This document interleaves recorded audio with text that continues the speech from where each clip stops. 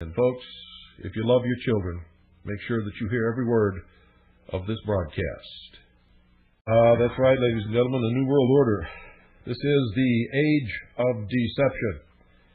In case you, for some reason, weren't aware of that. And you need to open your eyes. And if you are ignorant on some subjects, by golly, you had better get the information you need to be able to make yourself well educated in those subjects. What is it, ladies and gentlemen, that the United States Department of Education, the Marxist Socialist National Education Association, which is a teachers union, and big business want to do with your children? You see, the Clintons are leading a quiet revelation for those of us who are watching, and a revolution for those who are not. And it will catch up with you very quickly in public education. Its thrust, ladies and gentlemen, is the transformation from the school's traditional role as the servant of individual pupils and parents to become the servant of industry and the state. Just as in totalitarian countries, students such as these are to have their career paths and curriculum increasingly directed by this shadowy alliance, the shadowy alliance that most of you don't know anything about. Some things have been happening in your schools that you're not quite sure what it means. And I think today we're going to part the curtain and let you take a look.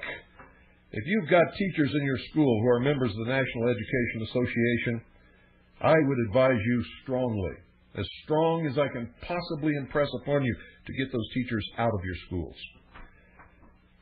And you'll find out why. You certainly will. Theodore Chen in communist China said, quote, "The primary concern of education is not the acquisition of knowledge, but the remolding of behavior, attitudes, emotions, and thoughts," end quote. When I told you, folks, over the years that there's a new world order coming, that there's a world government that's being formed, I wasn't just whistling Dixie, so to speak. I was telling you the truth. It's going to be Marxist socialist. So you'd better pay attention to what they've done in communist China, what they've done in Cuba, what they did in the old Soviet Union, because those things will be repeated here. And you can shake your head if you want to and talk about the fall of the evil empire. But if you have studied it like I have, you know that that whole thing is a deception. Read the book written by Gorbachev. He says it right in there. Read Golitsyn, who was a high-ranking Soviet general who defected to the United States many years ago, warned us that it was going to happen and that it would be a deception to disarm the West. In their joint effort, putting people first, Bill Clinton and Al Gore wrote that the United States should, quote, "create a national examination system to measure our students' and schools' progress in meeting the national standards," end quote. The most important education initiative of the Clinton administration, ladies and gentlemen, has been Goals 2000, which is based upon 8 national education goals. The first of which demands that by the year 2000, all children in America will start school ready to learn. But how can the federal government be sure that all children will start school ready to learn unless there's massive government intervention in preschool home life? And what about my children who are homeschooled? National Education Goal number 3 sets forth that all students will be involved in activities that demonstrate community service. While voluntary service is to be commended, forced child labor by the government makes students the new indentured servants. And so it's not voluntary at all. They cannot graduate unless they do it. And the work is dictated to them. As in all things, socialists stay true to form They are habitual chronic liars. For an excellent description, folks, of the problems with Goals 2000, get Kathy Finnegan's book called Goals 2000, Restructuring Our Schools, Restructuring Society. And you can order it through Hearthstone Publishing Company. Now, please do this. Okay, I don't know how much it costs. I have nothing to do with this book. I'm not selling you a book. What I'm trying to do is educate you about what's happening in your public schools. Get this book. It's called Goals 2000, Restructuring Our Schools, Restructuring Society by Kathy Finnegan. It's published by Hearthstone Publishing Company, and you can call this number to get the book. It's 1-800-580-2604. That's 1-800-580-2604. I'm going to tell you again, I get nothing from this book. They don't even know I'm doing this. I just happen to know that this is the book you need to read. Now, concerning the first of the national education goals, that all children will start school ready to learn, the only way the federal government could be assured that this would occur would be to have increasing intervention in the lives of children at younger ages. But how could the feds justify early intervention in family life? Because that's what it's going to take. The chosen tactic, ladies and gentlemen, seem to be the new findings of brain research suggesting the need to avoid irreversible and detrimental changes in the brain's organization before the age of 3. An indication of how that research might be applied to push the Goals 2000 agenda was forthcoming at the National Education Goals Panel meeting held last year in 1997. The minutes from the NEGP meeting mention, and I quote, national content and performance standards, end quote. And Dr. Sharon Kagan talks about early childhood, quote, social and emotional development, end quote, needs, about how some child care workers were not credentialed, and about the need for, quote, an early care and education system, end quote. At that same meeting, actor Rob Reiner, a screaming, raving socialist, active in the Carnegie Corporation-backed early childhood public engagement campaign, stated, quote, there is a nexus between what happens at 0 to 3 and what happens in terms of crime, teen pregnancy, drug abuse, child abuse, end quote. And Dr. Bruce Perry added that if children didn't have certain positive experiences at that time, when the brain is organized, the results could be, quote, irreversible, end quote. So he advocated establishing an early childhood education system. And you can bet it will not be conducted by the parents.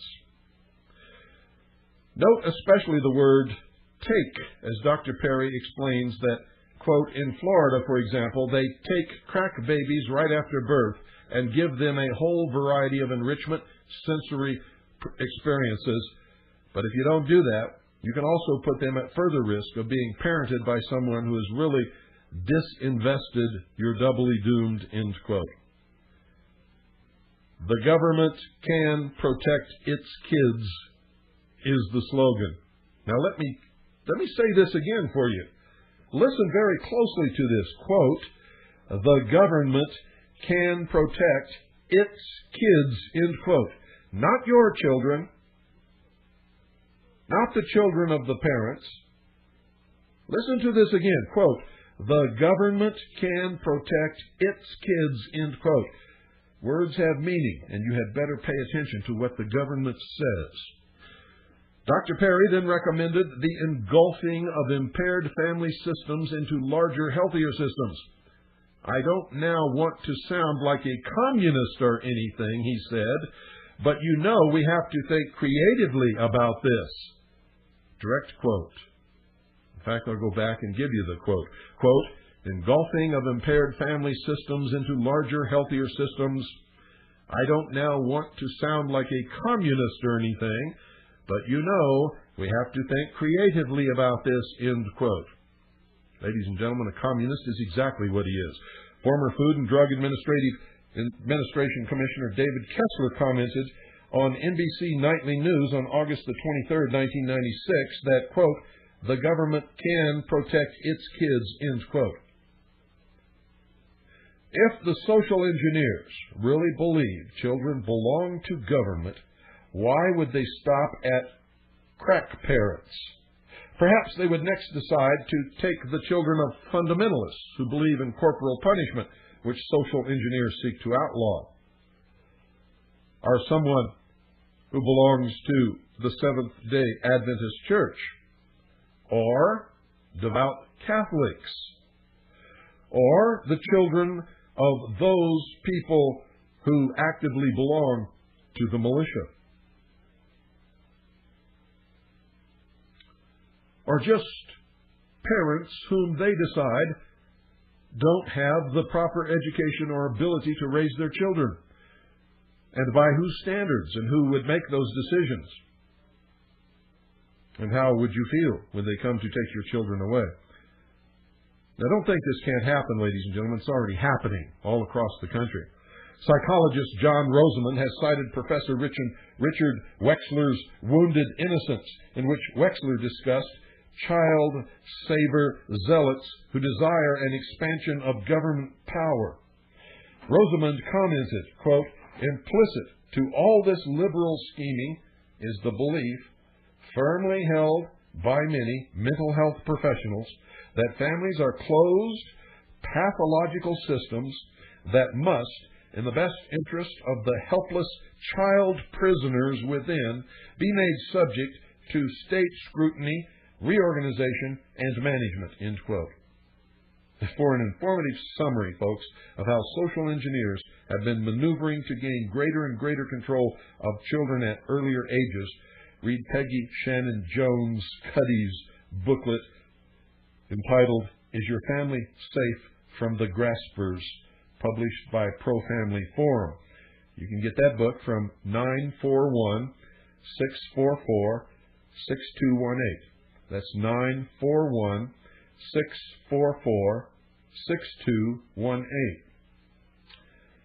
Revealing one of their possible strategies, Colorado's Governor Roy Romer, speaking at the NEGP meeting, said this, quote, the ideal system would be to, in every community or county, you have an organizational structure that is responsible for the 0 to 3 age level for the child. So the scheme would be pour the money in, admit that you can't fund it entirely from the public side, and then say to the committee, that's it for you to do. And then finally put in a hooker and say, hey, you don't get any payments from state on their highways until you do this job, end quote. You see how it works? You think you're getting something for nothing from the federal government. You pay, ladies and gentlemen, you pay in spades. And those of you out there who have any sense, you know that. Those of you sitting around waiting for the government to give you something for free haven't yet connected with reality. You're living in fantasy land. You're inside the gates of Disneyland, and the park is closed. Didn't you notice the rides aren't spinning around? The government has absolutely nothing that doesn't first come from you.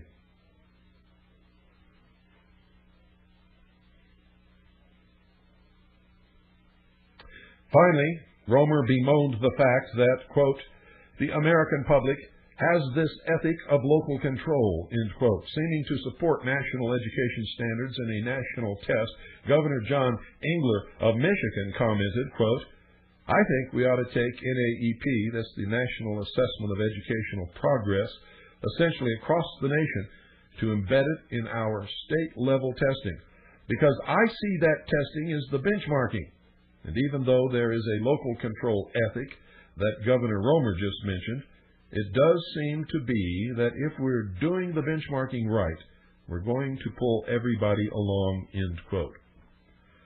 Governor Romer added, quote, this country needs an institution that it can use to organize all the changes it needs, and I think the best crack at the institution, quite frankly, is achieve, end quote.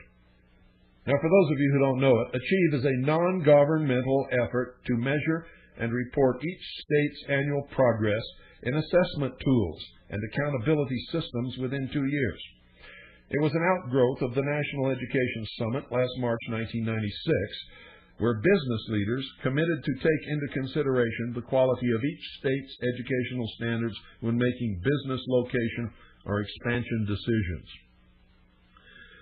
The 6 chief executive officers, known as CEOs, who were on the planning committee for the National Education Summit were all members of the Business Roundtable.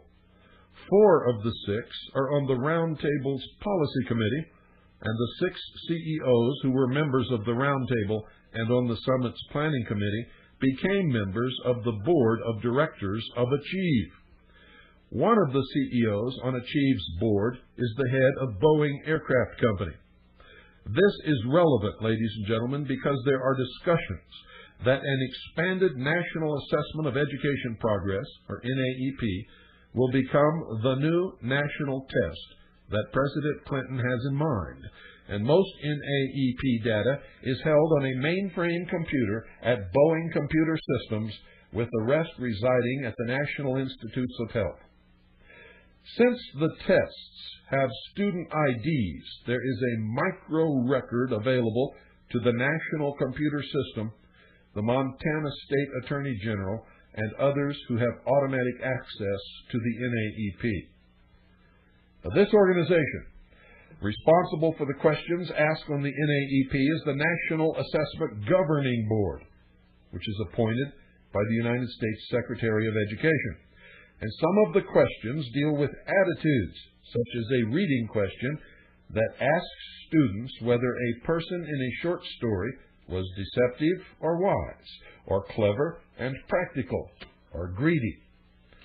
What such a question will do, according to B.K. Eakman in Educating for the New World Order, is, quote, to indicate which values local parents are transmitting to their youngsters, and therefore what attitudes the community holds as a whole.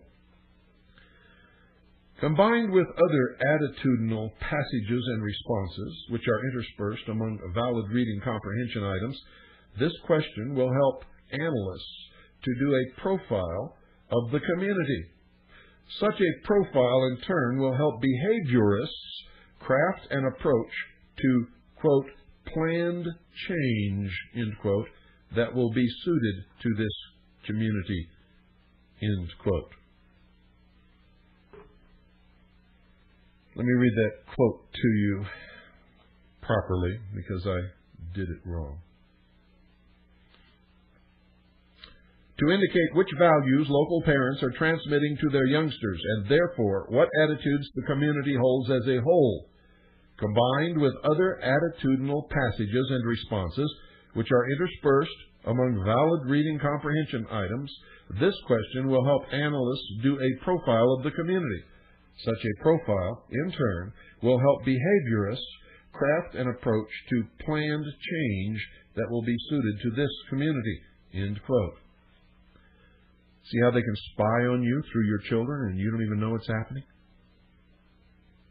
Speaking last, before the chairman concluded the NEGP meeting, United States Secretary of Education Richard Riley stated, quote, I don't think we should have different levels of standards for children in America, end quote, and advocated not only national but international standards. Finally, in the United States Department of Education's Community Update, March 1997, one finds this troubling oxymoron, quote, the new voluntary national tests would be taken by all students in participating districts, end quote. Another one of those socialist lies. The new voluntary national tests would be taken by all students in participating districts, meaning it's not voluntary at all. In President Clinton's February the 4th, 1997 State of the Union speech, he called for national education standards and said, quote, every state and school must shape the curriculum to reflect these standards, end quote. In that regard, he indicated the federal government would assist in the development of national tests in reading at the 4th grade level and in math at the 8th grade level. Anyone knowledgeable about education knows that standards and tests drive what's in curricula. Therefore, if the federal government causes to be developed a national criterion reference test, it will result in a national curriculum. You can count on it.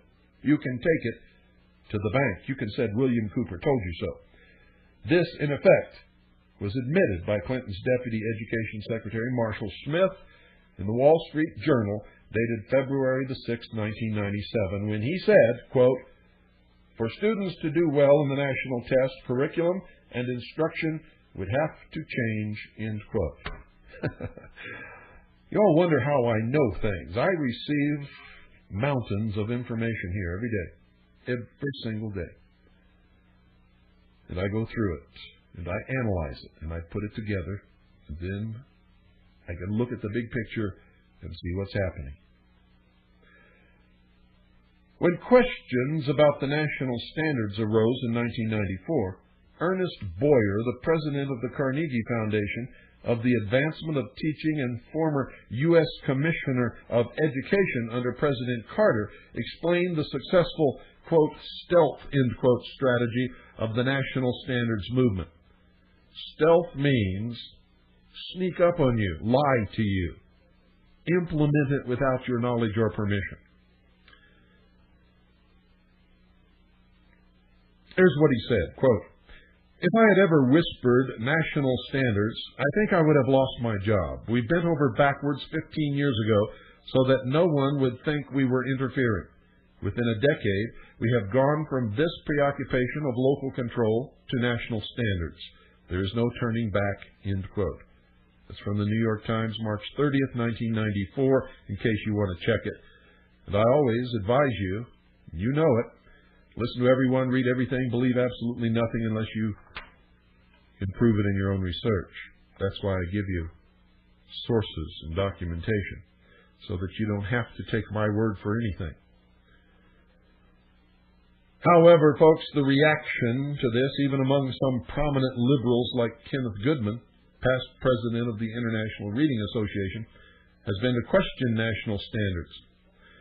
After Ernest Boyer made the statement that I just quoted, Goodman wrote a column in which he pronounced, quote, "I accuse the politicians and technicians of the standards movement of using standards as a cover for a well-orchestrated attempt to centralize power and thus control who will teach, who will learn, what will be taught in the nation's schools, and who will determine the curriculum for schools and for teacher education.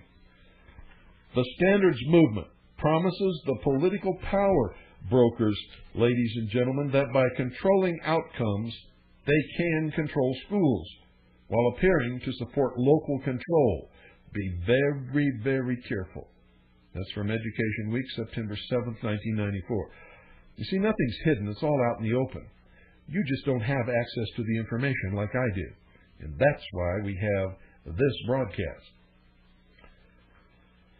This kind of duplicitous strategy of paying lip service to local control while actively undermining it was even admitted to by National Standards advocate Dr. Richard Elmore at a National Education Goals Panel, NEGP meeting earlier this year. Elmore stated, quote, "Once you start to be able to collect data on individual schools and benchmark performance and content from the state level against state, national, and international standards, you break the traditional grip of the local administrators and boards, whether you want to or not. I mean, you're going to do this saying all along the way we're in favor of local control, etc. The accountability is going to go straight from the state to the school once that starts to happen," end quote. You see how sneaky they are? You see what liars they are? They plan to deceive you, and they do it every day. Ernest Boyer is now deceased. He had been head of the Carnegie Foundation for the Advancement of Teaching, even Cursory research, folks, reveals that various tax-exempt Carnegie entities are heavily involved in today's educational restructuring. For example, the chairman of the National Test Panel developing the national tests to which President Clinton referred is Wilmer Cody, who is also on the governing board of the New Standards Project, a creation of Carnegie's National Center on Education and the Economy. Another member of the National Test Panel is Eddie Davis with the National Education Association, who is also a member of the Carnegie-created National Board for Professional Teaching Standards. Among those who are opposing the movement toward national education standards is Congressman William Goodling, who on August 1st, 1997, along with 22 co-sponsors, introduced House Resolution 214. This bill seeks to mandate, quote, that the Department of Education should suspend any and all planning, development, implementation, or administration of any national testing proposal in reading, mathematics, or any other subject area until Congress provides specific, explicit,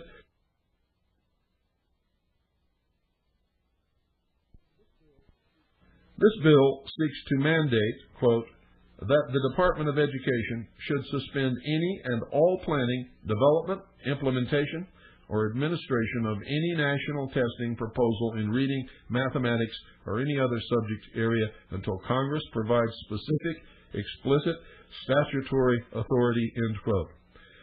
The resolution was offered as an amendment to House Bill 2264, an education appropriations bill. Never mind the fact, ladies and gentlemen, that the federal government does not have the authority granted by the Constitution to mandate that your schools or your school districts do anything whatsoever. You know how they get you to do it? They dangle money in front of your nose, and you think money is the answer. If money is the answer, why is it, ladies and gentlemen, that when our children went to little one-room red schoolhouses in the pioneer days of this country, where the teacher was paid room and board and a very, very small stipend for personal needs, and grades 1 through 8 all sat in the same room and were taught concurrently, why is it that those children knew more, were smarter and better educated than the children who graduate from a modern high school today? Why is it that every one of those children could read on what today would be considered a fourth-year college level? Why is it that every one of those children excelled in mathematics? Why is it that every one of those children knew the true and correct history of this country and of the world? Can any of you answer those questions? Just recently, I attended a meeting at the Round Valley High School, where the teenage Republicans brought in one of our Arizona senators. And during that meeting, when the senator finished his talk, he opened the floor to questions. One of the school faculty, I don't know if it was a teacher or one of the administrative staff in the back, raised his hand, wanted to know when they were going to get more money so that they could raise the standing of the tests of the students of the state of Arizona. Now, I was sitting in the front row, and I couldn't see who it was, ladies and gentlemen. But I'll tell you right now, whoever it was had the wrong idea about children and what they learn and how they learn it. In the Round Valley, we have one of the best high school buildings and schools that you can imagine. I mean, it's really beautiful. It's modern. It's up to date with just about anything that you can compare it with. Now, I don't know whether it is on the cutting edge of technology. I don't know if they have a computer so that every student can plug into the Internet. And quite frankly, don't care. Because plugging into the Internet has absolutely nothing to do with whether those students learn what they need to learn to be successful in life. Among those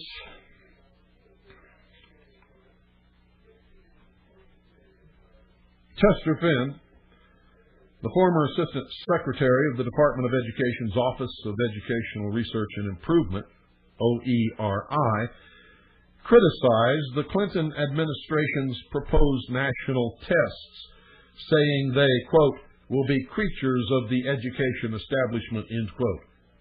The Weekly Standard, July 21st, 1997. The education establishment, ladies and gentlemen, seems to be in fact, I can tell you it absolutely is, in the business of social engineering and maintaining itself. In other words, creating more and more reasons why more and more agencies of state and federal government should pump money into their pockets.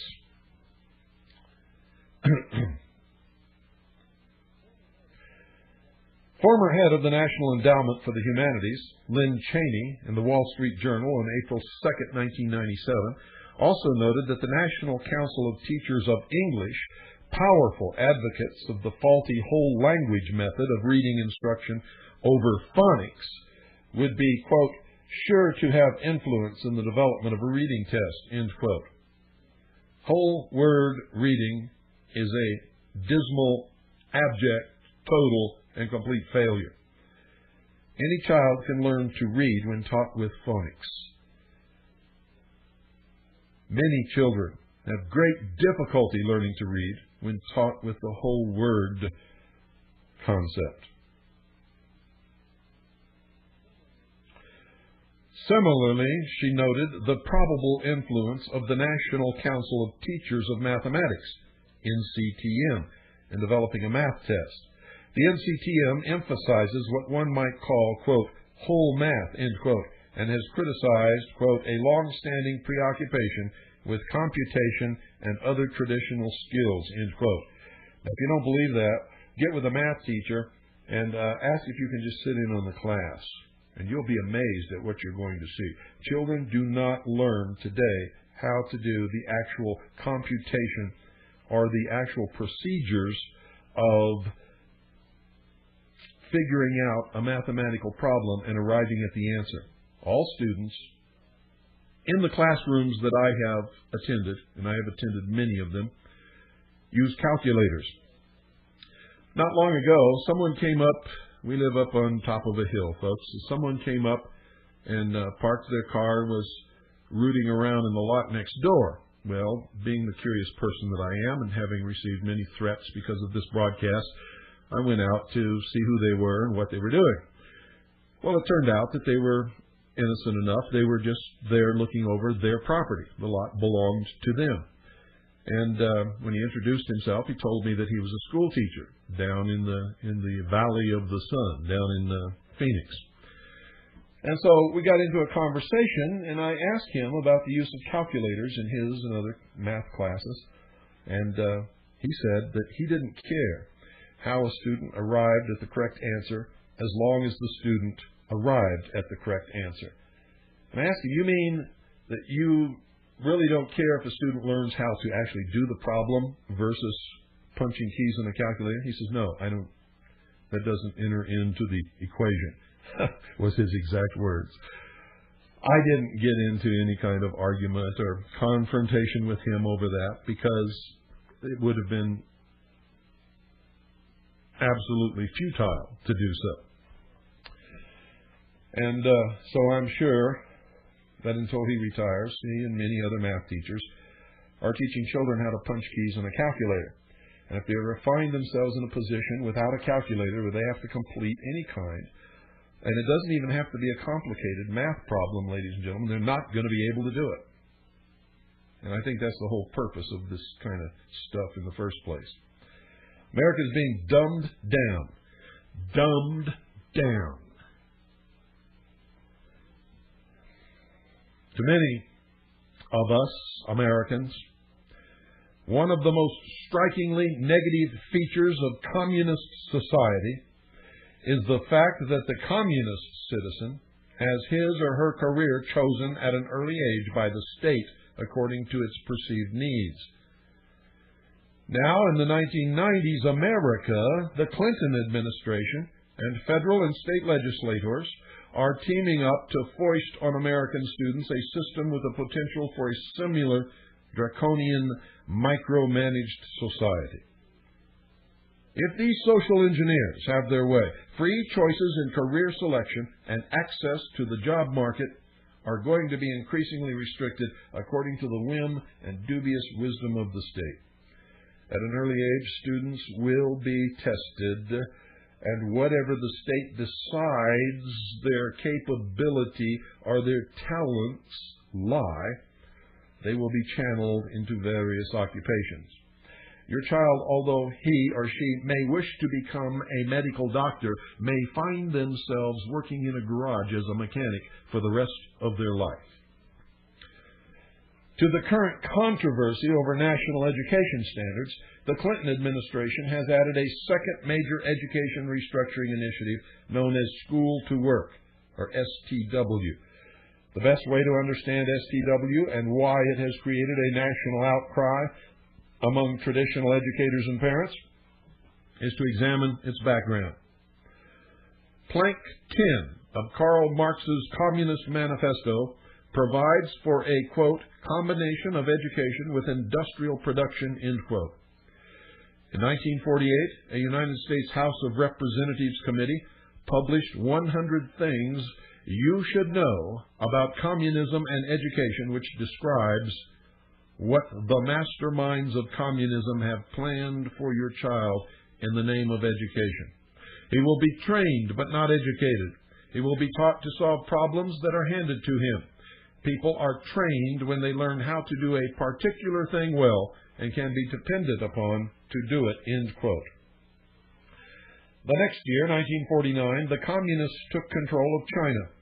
And regarding the years 1950 to 1960, Stuart Fraser compiled and edited Chinese Communist education records of the first decade, in which one finds, quote, education must be combined with productive labor, end quote, by Lu Ting-yi, who stated, and I quote, now this combination of schooling with productive labor has given rise to the campaign to reform school curricula and the efforts to change school systems. Our education is socialist education. Education must serve politics, must be combined with productive labor. The purpose of the training is unified, that is, to train socialist-minded, educated workers, end quote. Theodore Chin, in Communist China, 1949-1969, explained, quote, the primary concern of education is not the acquisition of knowledge, but the remolding of behavior, attitudes, emotions, and thoughts, end quote.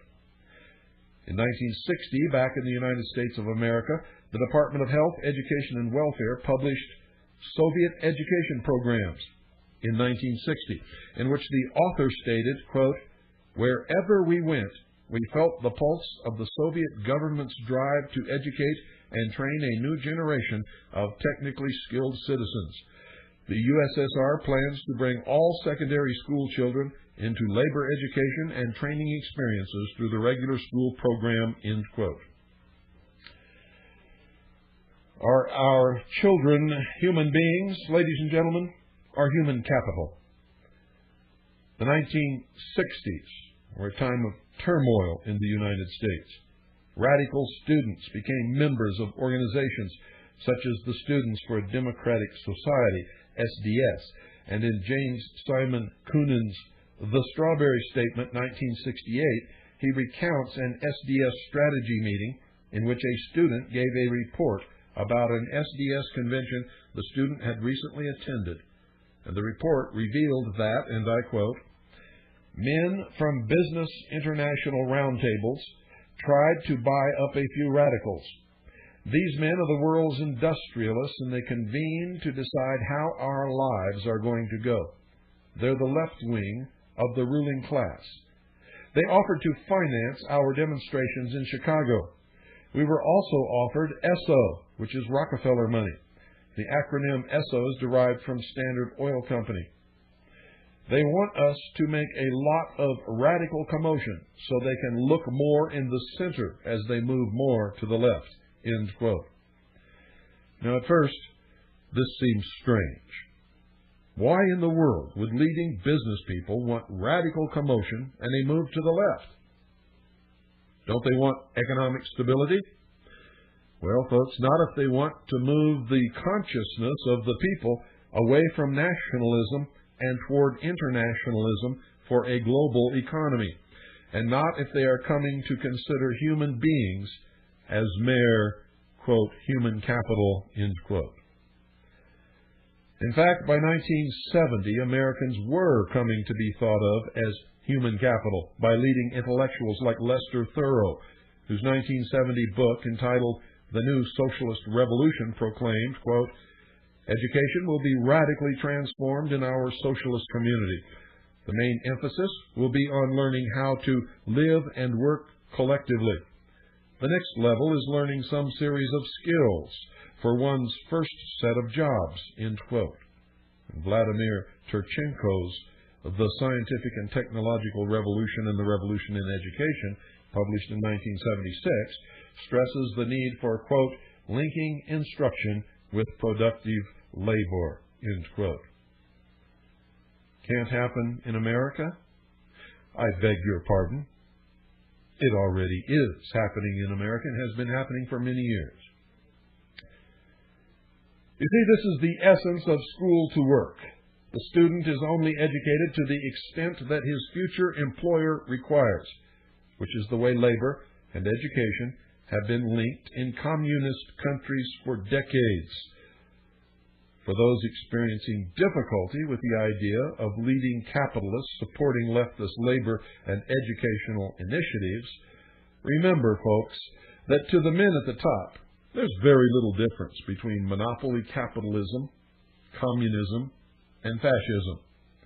In fact, in all three, competition is absent and top-down control is maximized.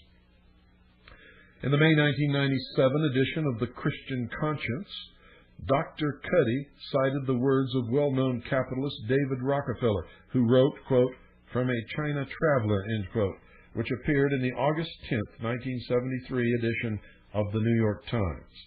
He said, and I quote, "One is impressed immediately by the sense of national harmony. There's a very real and pervasive dedication to Chairman Mao and Maoist principles. Whatever the price of the Chinese Revolution, it has obviously succeeded, not only in producing more efficient and dedicated administration, but also in fostering high morale and community of purpose. General social and economic progress is no less impressive. The enormous social advances of China have benefited greatly from the singleness of ideology and purpose. The social experiment in China under Chairman Mao's leadership is one of the most important and successful in history," end quote. 24 years later, David Rockefeller remains one of the prime supporters of the same murderous communist Chinese regime, which at the time he wrote those words was just completing the termination of 7.3 million units of surplus human capital in Chairman Mao's glorious cultural revolution. The source for that is Death by Government by Professor R.J. Rummel. You can find it on page 100. In the early 1980s, ladies and gentlemen, neither the Soviet nor German socialist education systems had been adopted nationwide in the United States. As Professor Eugene Boyce in The Coming Revolution in Education, 1983, wrote, quote, "In the communist ideology, education is tied directly to jobs. No such direct, controlled relationship between education and jobs exists in democratic countries," end quote. However, in 1985, two things happened. At the beginning of the year, the Carnegie Corporation gave $600,000 to establish the Carnegie Forum on Education and the Economy. And later that year, the Carnegie Corporation negotiated the Soviet-American Exchange Agreement for the United States government, whereby Soviet educators became involved in planning curricula of some United States schools. In the winter 1987-1988 edition of Action in Teacher Education, Professors Martin Haberman and James Collins wrote in, quote, The Future of the Teaching Profession, unquote, that, quote, schooling is now seen primarily as job training, and for this reason, quite comparable to schooling in non-democratic societies. Once education is redefined as a personal good and as emphasizing preparation for the world of work as its first purpose, our schools can appropriately be compared with those of the USSR, end quote. Also, in 1988, the Carnegie Forum became the National Center on Education and the Economy, NCEE, with Mark Tucker as president. And the next year, 1989, was asked to help in developing the national education goals upon which America 2000 and later Goals 2000 would be based. In the spring of 1990, NCEE formed the National Alliance for Restructuring Education with its hallmark, the Certificate of Initial Mastery, or the CIM, without which workers, quote, will be condemned to dead-end jobs that leave them in poverty even if they are working, end quote, according to NCCE's America's Choice, High Skills are Low Wages. Are you beginning to understand the message of this broadcast? I certainly hope so. If you love your children, you had better. Anticipating there may be some difficulties in gaining public support for this restructuring, the National Alliance had the Industrial Areas Foundation produce a concept paper engaging the public, One Way to Organize. The IAF was founded by radical Saul Alinsky, admired by Hillary Clinton, who included an acknowledgement to Lucifer at the front of his book, Rules for Radicals, admitting that he is a worshiper of Satan. Relevant to STW, the IAF concept paper states that, quote, schools face the challenges of preparing students for a labor market in an economy that is increasingly global in nature and requires of its workers the ability to be lifelong learners, end quote. Remember several years ago when I told you that the goal of the New World Order is to be able to control you from the day you're born until the day you die, and that the implemented organization for this control will be community mental health centers and schools that eventually will be combined into one organization. And people will literally go to school from birth to grave. But your education will be channeled in the interest of the state and big business, not in your interests whatsoever.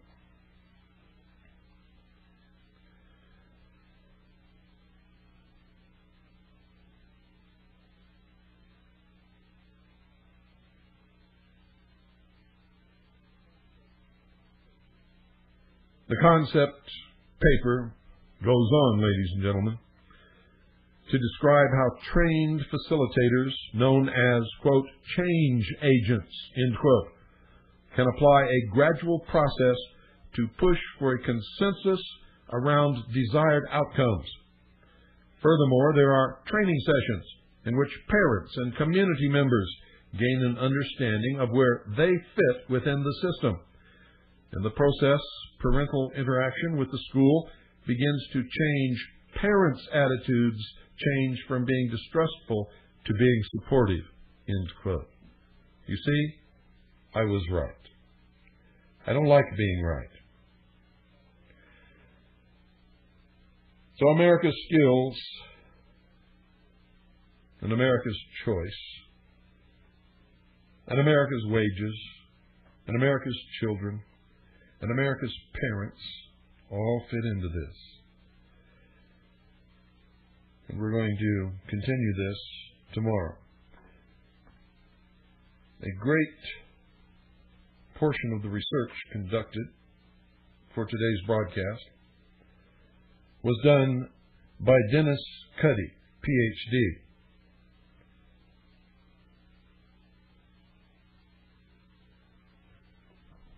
and taken from Relevance Magazine, Volume 4, Number 11.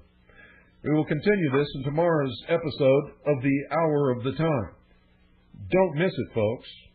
If you love your children, you cannot miss these broadcasts. You must know what they intend to do with the minds of your children and ultimately with the minds of the parents and the community through your children. Good night, and God bless each and every single one of you. You're listening to The Hour of the Time. I'm William Cooper. Yesterday, folks, we began our expose of the Marxist socialist engineering of the education of our children, using our children to spy upon the parents and the community, and as a method of social engineering for the future socialist totalitarian one world government, which is in the process of formation as we speak today. This latest little debacle with Iraq has bolstered the image of the United Nations in the eyes of the world, and if the United Nations gets its way, has put the United States in its place. And that's exactly what all this is, of course, intended to do. A lot of the research used in yesterday's broadcast, today's, and possibly tomorrow's, comes from Dennis Cuddy, Ph.D. He has, well, let me give you a little bit of background on Dr. Cuddy. He's done an awful lot of research and study on the nationalization of education and its merger with labor through the Clinton-backed School to Work program. And folks, for over a decade, Dr. Cuddy has been an exhaustive researcher into the high-level machinations of the world's power elite. He's a former teacher. He knows what he's talking about. He taught in the public school system and at the university level. He served as a senior associate in the United States Department of Education for 6 years during the Reagan administration. He has a Ph.D. in American history. He's been a stunningly effective voice of accurate and disciplined criticism of the accelerating transformation of American education into an apparatus of subtle socialist coercion and, of course, social engineering. He's written numerous letters and commentary, and they've been featured over the years in the op-ed pages of national newspapers and magazines. He's also authored a dozen books and booklets on a wide range of topics. We're also taking information from Relevance Magazine, volume number 4, issue number 11, and from the tons of research that I and the members of my organizations have done over the years. So make sure you have pen and paper, make sure you're ready to take notes, and listen very carefully, folks, because what you're going to hear is going to really open your eyes. And if you have children in public school, it might make you very angry. If you missed yesterday's broadcast, you can make arrangements to order it, but you can't do it through this station or through the Independence Foundation Trust. You can contact Harvest Trust.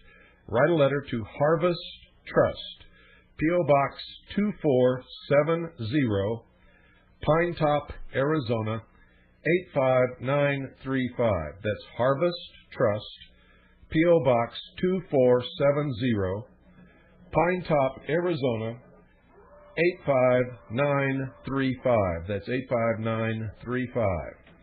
And ask the Harvest Trust for a current tape list, and it helps if you send $1 along to them for their troubles. Don't go away, folks. I'll be right back in just a second, and we'll start. America's Choice, High Skills or Low Wages was released in June 1990, by the National Center on Education and the Economy, known as NCEE, with board members including Hillary Marxist Clinton and David Rockefeller. And if you think I'm kidding about Hillary Clinton being a Marxist, the record of her charitable donations throughout the years, ladies and gentlemen, shows a long list of Marxist socialist organizations, some of which are well known for their terrorist activities throughout the world. America's Choice High Skills or Low Wages was produced by NCEE's Commission on the Skills of the American Workforce, which included Laura DeAndrea Tyson, Director of Research of the Berkeley Roundtable on the International Economy at the University of California at Berkeley. Tyson has been a member of the Council on Foreign Relations. David Rockefeller, Chairman, 1970 to 1985, and would later be appointed Chairman of President Clinton's Council of Economic Advisors. America's Choice High Skills or Low Wages proposed that students receive a certificate of initial mastery and laid out guidelines for a workforce development program that would seek to influence public policy and legislation regarding CIMs and STW systems. It also greatly influenced the work of the United States Labor Secretary's Commission on Achieving Necessary Skills, called SCANS, begun likewise in 1990. In its reports, the SCANS recommended the establishment of a, quote, nationwide system of human resource development, assessment, and certification, end quote. It also instructed business that, quote, your responsibilities must include developing the human resources in your community, your firm, and your nation, end quote, and stated that learning SCANS know-how competencies will, quote, take place through employers and work-based education and should continue for a lifetime, end quote. Remember what I told you. The goal is to control every living human being on the face of this earth from birth until death. The school and the community mental health center will become the center of the community, and you will literally go to school from the time you're born until the time you die. And this is just another confirmation of what I've been telling you. Almost all of the recommendations of the SCANS reports were then incorporated into the 1994 Goals 2000 Act and the 1994 School to Work Opportunities Act. How do you like being called a human resource instead of people or human beings? You are now a source of productivity in the business sector.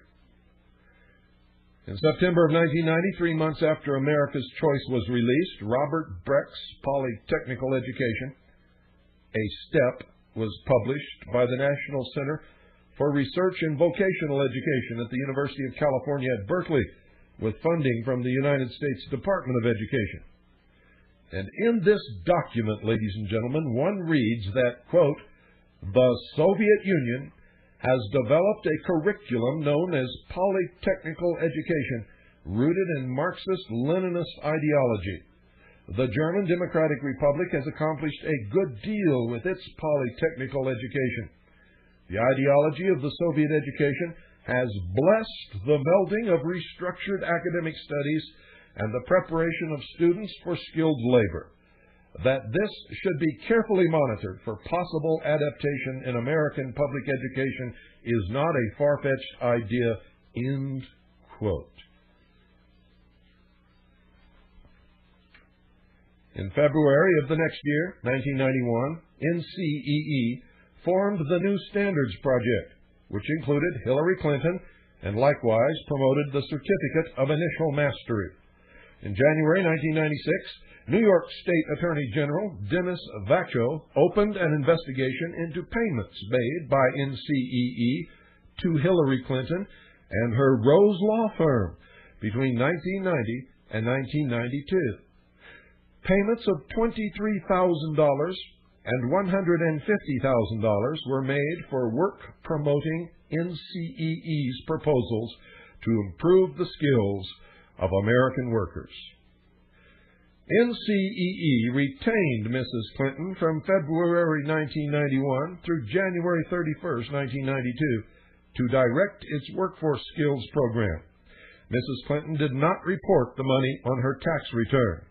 In addition, the tax-exempt NCEE enjoys state funding, and at least one of the payments may have been made during the 1992 presidential campaign. A recent call to the New York State Attorney General's office indicated that the investigation is ongoing.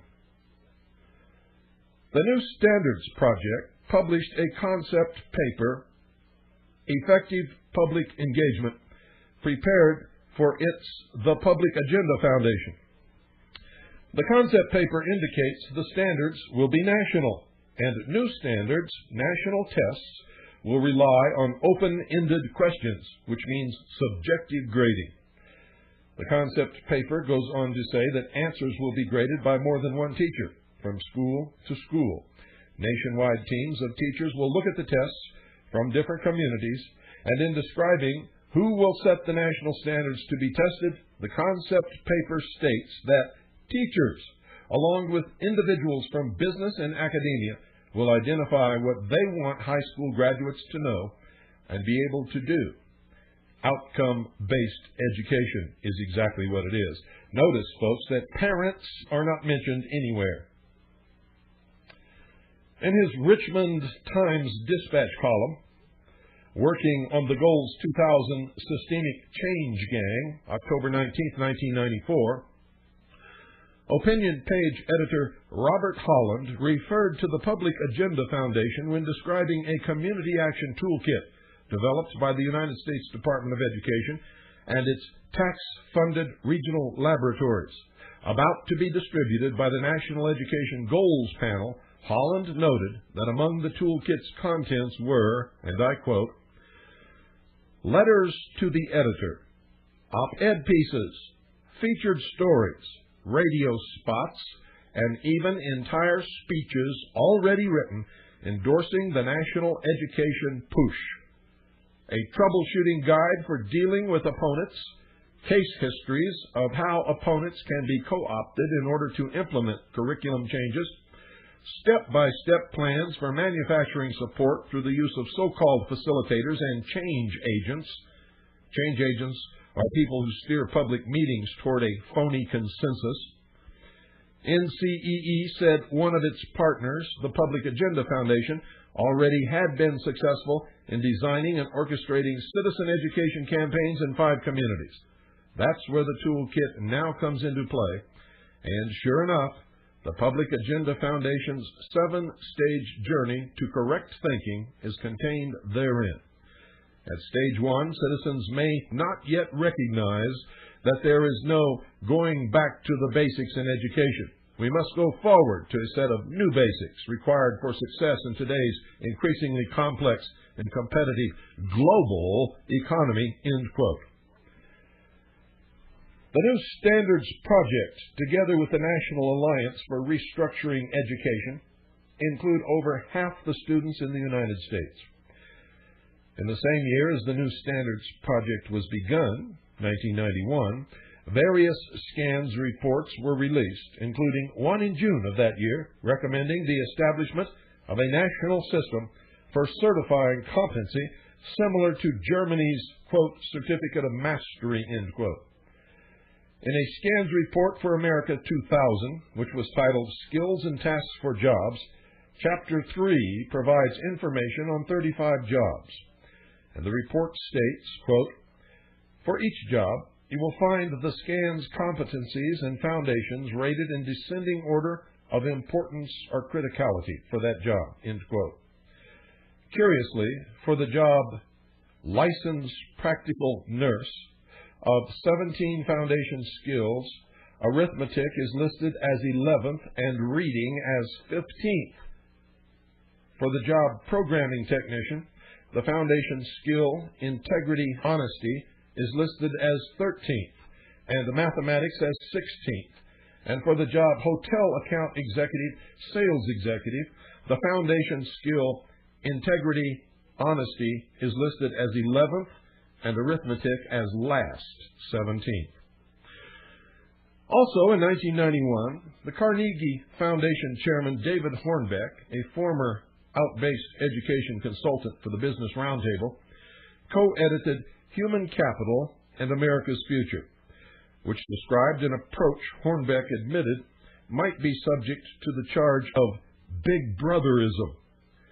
Governor Bill Clinton wrote an endorsement of the book, saying that it, quote, defines the very heart of America's opportunities for the future, an educated workforce. This book gives us a blueprint for achieving the dreams of so many people, end quote.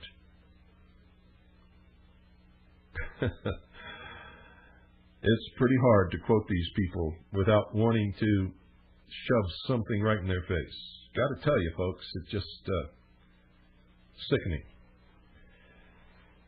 Among those dreaming was NCEE President Mark Tucker, who in 1992 co-authored Thinking for a Living, which stated, quote, as this is written, the former members of the communist bloc in Eastern Europe and the Soviet Union are setting out to fashion new societies. Many of those countries have done a better job than we of building effective human resource development programs, end quote. You see how everything that they're doing is based upon something that the communists have done in the past. From beginning to end. There is no other reference, ladies and gentlemen.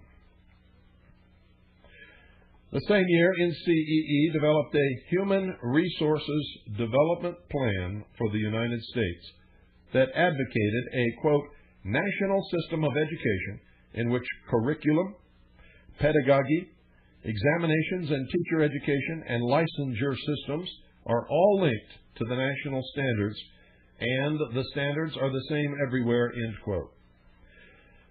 On August the 2nd, Assistant Labor Secretary Robert Jones of the Bush administration announced that the federal government was preparing to deny aid and student loans to schools that fail to prepare their graduates with the skills needed to compete for jobs in the modern workplace, admitting, quote, this is a touchy subject, end quote. Shortly thereafter, Bill Clinton won the presidential election, and on November the 11th, Mark Tucker wrote his now infamous letter to Hillary Clinton. In it, he informed her that he had just come from David Rockefeller's office where they were celebrating Bill Clinton's election as president because that would allow putting into place their agenda to integrate education into a national system of, quote, human resources development from cradle to grave for everyone. We propose that Bill Clinton take a leaf out of the German book, end quote. Regarding required apprenticeship slots relevant to this, however, was a paper commissioned by the School to Work Transition Team in the Office of Educational Research and Improvement, called OERI, within the United States Department of Education, one of a set of commissioned papers published by OERI in June 1994. In this paper, ladies and gentlemen, quote, determinants and consequences of fit between vocational education and employment in Germany, end quote. Professor James Witt and Arne Kalleberg stated that, quote, the German apprenticeship system is so expensive, Germany's contemporary vocational education system is closely linked to its secondary educational system. At age 10, students are tracked in a rigid educational system. After initial assignment, movement between tracks is rare, end quote. In other words, once they have slotted your child for a certain vocational education or a certain place in industry or business, that's it. Apprenticeships are an important part of many STW programs, and Germany's apprenticeship program is often regarded as a model for us to emulate. It is a comprehensive system of training and certification for 377 specific occupations. However, Drs. Witt and Kalleberg also found that the German system's training of apprentices was extremely costly, and only about half of them eventually took jobs that fit their training. Many apprentice bakers eventually worked for Ford Motor Company, as a matter of fact. And Syracuse University, where, incidentally, I just spoke as a guest of the African American Student Association. Syracuse University economist Kenneth Couch's study revealed that German apprenticeship graduates didn't make any more money on average than other high school graduates 5 to 14 years after their certification. Furthermore, the San Francisco Chronicle economics editor Jonathan Marshall wrote in the March 1995 issue of Reason, quote, "America's lack of a formal system for training youth may be a strength, not a weakness. In a fluid job market where employer demands are changing constantly, specific job training in their teen years may be wasted." Studies show that developing general skills and cognitive ability rather than narrow vocational education helps students perform better on the job and in further education, end quote. On March 31st, 1994, Congress passed what was formally titled Goals 2000 Educate America Act. It was largely written for United States Secretary of Education Richard Riley by Michael Cohen, an ally of NCEE President Mark Tucker and the former director of NCEE's National Alliance for Restructuring Education. Prior to working for the National Alliance, Cohen had directed a project on restructuring the education system agenda for the 90s for the National Governors Association. The NGA's Center for Policy Research received $691,000 from the Carnegie Corporation for this project. The V of Goals 2000 created a National Skills Standards Board, a member of which would be Carolyn Warner, former Superintendent of Public Instruction for Arizona and a recent featured speaker in Beijing, China. According to the Arizona Republic, January 7, 1975, Warner ranked teachers higher in importance than the parents of their students, remarking that those who educate are more to be honored than those who bear children. How do you like that? That's the kind of thinking these people have. The latter gave them only life, the former teach them the art of living. The absolute despicable audacity of these new breed of reducators, that's right, I said reducators, Marxist, socialists, is seen in Warner's presenting as undisputed fact the bizarre notion that teachers, not parents, are the traditional instructors in the age-old task of teaching the child the art of living.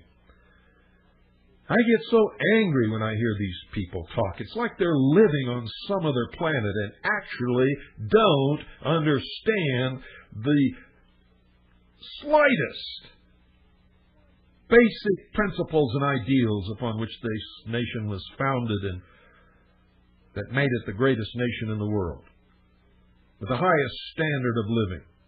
At one time, the best educational system in the world. And a lot of other things. The fact that we're on the downhill slide is because of these people, ladies and gentlemen. These people are destroying this country from within. They're not Americans. They're Marxist socialists. And if they had their way, and if it was fashionable to admit it, they'd come right out and tout communism.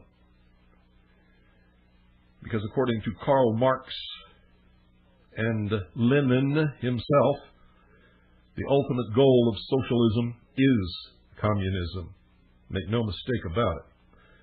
And if you think communism is dead in the world, read Mr. Gorbachev's book, Perestroika, where he will tell you clearly that the fall of the Soviet Union was a deception to disarm the West. And then read Golitsyn, the high-ranking KGB defector who told us years in advance that there would be a deceptive disintegration of the Soviet Union in order to disarm the West and bring about a socialist, totalitarian, one-world government. And then go back and replay the old newsreels or videotapes of Khrushchev banging his shoe on his desk in the General Assembly of the United Nations, declaring to the world that, quote, "We do not have to invade you. We do not have to bomb you. We will destroy you from within," end quote. And that's exactly what they're doing.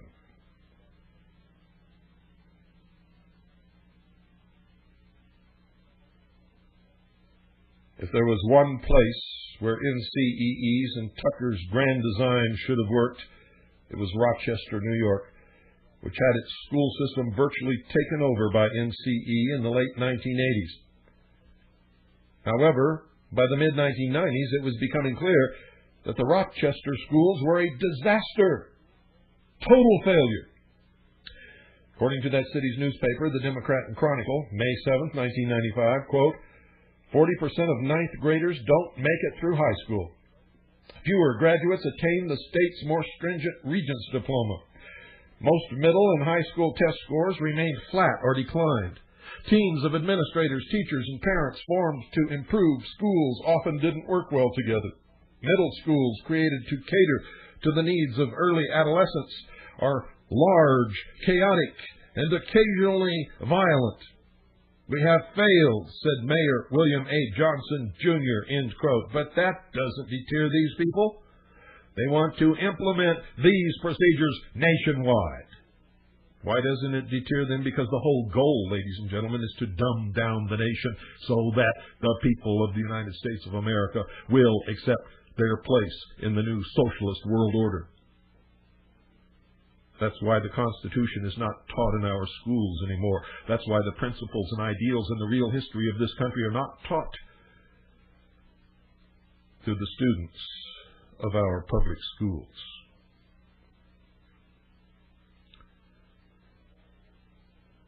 The editor of Relevance magazine tells me that he contacted the Washington office of the National Center on Education and the Economy and asked for comment on Dr. Cuddy's criticism of the center's backing of school to work. A press spokesman suggested that such criticism simply meant that the center's work wasn't properly understood.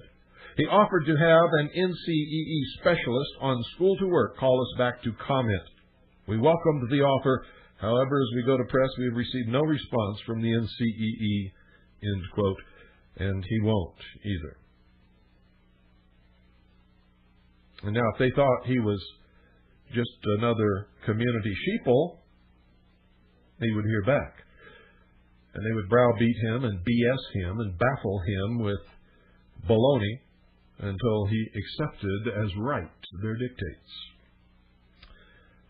But he's not that kind of person, ladies and gentlemen. He's not that kind of person, ladies and gentlemen. Philip M. O'Halloran would have won that battle, and that's why they didn't call him back. Nor will they. They've never returned any of my calls either.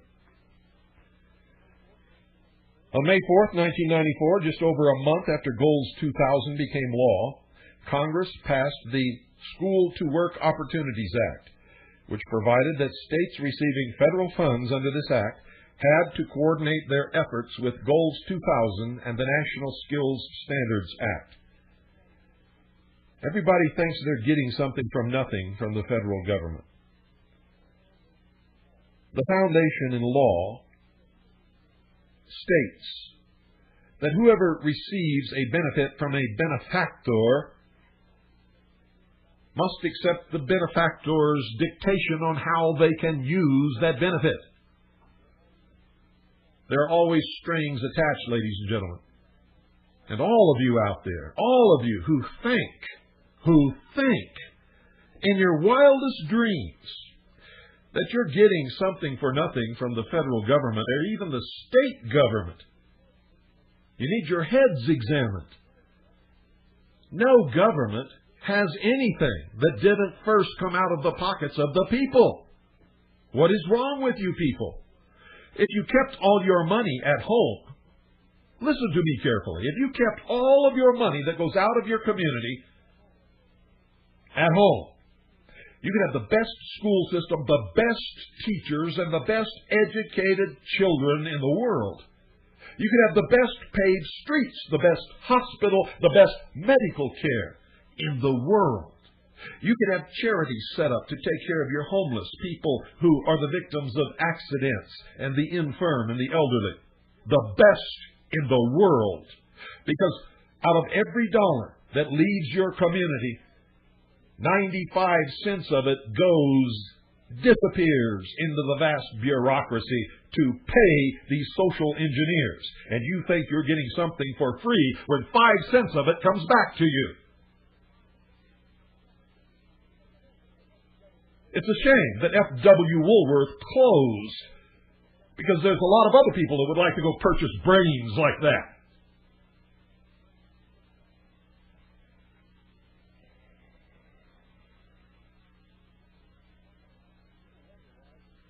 People wonder why I get so upset. I used to have the most trust in the American people that you can imagine. And all we have to do is tell them what's happening. Source it, document it. They're smart. They love freedom. They won't let this happen. Boy, was I in for a big surprise. Most people don't want to be bothered with anything. Just how to have a good time, where to get their next Budweiser, or how to get their next roll in the hay, or when they're going to have their next party, or how they're going to get the money to buy their RV or their boat, and to hell with everybody and everything else. They don't know what's going on in their city council. They don't know what's going on at their county supervisor's board meeting. They don't know what's going on in the county. They don't know what's going on in the state. How in the world can they even comment on what's going on at a national level?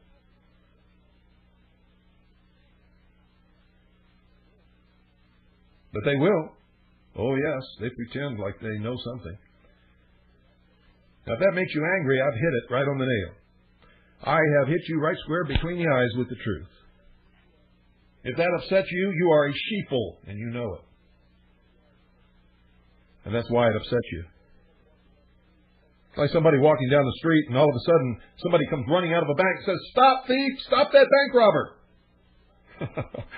Only the bank robber gets angry and runs, folks. Everybody else just turns around to look to see if they can see what's going on. So if it makes you angry when I talk like this, then I'm right on the money. I've hit my target, and you're it. You are exactly who I'm talking about. And you can pretend it's not true. You can blame all your problems on me or anybody else, but sooner or later, you're going to have to get up in the morning, go in the bathroom, and look yourself in the mirror. Make sure you close the door so nobody sees your big, giant alligator tears, because sooner or later you're going to realize that I'm right. Everybody out there, if you want to know what's wrong with America, go in your bathroom and look in the mirror. And don't think I'm lording it over on you, and don't think I'm some kind of elitist that feels that I'm better than anybody, because I'm going to tell you right now, for most of my life, that was me too. Just I woke up one day. I went in the bathroom, looked myself in the mirror, and big tears streamed out, and I said, "Bill, you've been a stupid, fool, ignorant, apathetic idiot all your life, and that's got to change right now." And it did.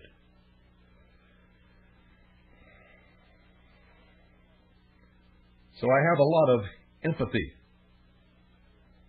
I understand where you're at. I understand what it feels like.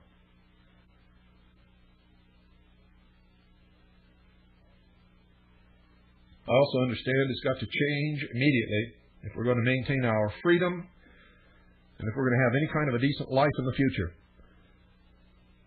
You see, I can guarantee that not one single person listening to this broadcast will like living under socialism. None of you. And if you don't believe that, there's a lot of socialist countries in this world. Take a vacation, a long vacation, because a week isn't enough. And go live under that socialism just like the local people do. And then come back and tell me how much you enjoy it. It's coming here, soon, to a local theater near you. Only it won't be on the screen. It'll be at the box office and in the seats. It will be you and me and everybody else who loses this battle. And it is a battle.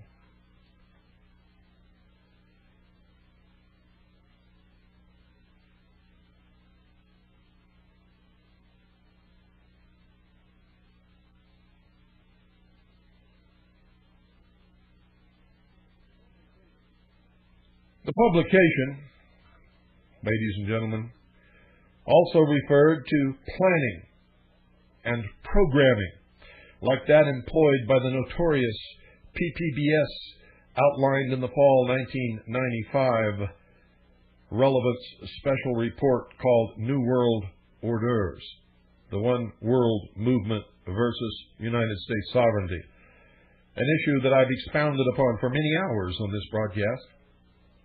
And like the hour of the time, Phil O'Halloran documents and sources what he says. It also referred to International Standards Organization 9000, or ISO 9000, which is a Geneva-based United Nations offshoot. The ISO series, which sets international standards for manufacturing, will become more and more important as education is internationalized. Now, folks, I hope you keep in mind at this point that the philosophy behind STW is that society must be managed, usually by a self-appointed elite. Not only have businesses like grocery store chains begun to adopt TQM, but so have school systems, which are also including it as part of their STW programs. STW is School to Work, in case you forgot. In this regard, Richmond Times-Dispatch opinion page editor Robert Holland wrote of Tim Clem, a former Xerox executive for 10 years and a certified TQM trainer, in a July 9, 1997 column entitled TQM and STW Combine as the Twin Thieves of Individualism. Holland wrote this, quote, "Now, Clem speaks out strongly against TQM's use as an instrument to alter American society radically. Few Americans, says Clem, have a clue that the Federal School to Work Opportunities Act, a system currently being installed in all 50 states, extends TQM thinking into the schooling of America's children. To institute the TQM process, corporate trainers must bring about a total cultural change, wherein all employees shed their individualism for a unified set of corporate values. If corporations could hire new employees already steeped in TQM, they could save millions of dollars in training costs. That's where School to Work, a system avidly supported by many multinational corporations, comes in. As Clem noted, the STWOA is the School to Work Opportunities Act, in case you forgot that too, explicitly calls for all students, all of them, to be steeped in TQM techniques of group problem solving and associated attitudes. In other words, socialist or Marxist collectivism. The STWOA, that was an end quote, by the way, ladies and gentlemen. The STWOA also calls for all students to be assessed according to such affective skills as self-esteem, working in a group, and appreciating diversity. As with TQM, Clem notes STW reduces all jobs to a task level. The feds are rating the level of skill that will be necessary for performing each task, and STW is to match up students with those skills needed in the area workforce. The assessments of a student's personal qualities and TQM competencies go to prospective employers. That's the way TQM and STW have been wired to work together. It would be very hard to imagine any piece of social engineering more destructive of individual initiative, inventiveness, and enterprise. In short, the destruction of the American dream. The undermining, ladies and gentlemen, of American individualism and independence has actually been underway for quite some time. A long time, as a matter of fact. Many educators today call themselves progressive and think highly of the father of progressive education, John Dewey. But those of us in the know that John Dewey is the man responsible for the stupidity of half of the nation's youth. Graduating children from high school that can't even read. Promoting students to the next higher grade level up when they can't pass the grade level that they're in, for fear that their self-esteem might be damaged.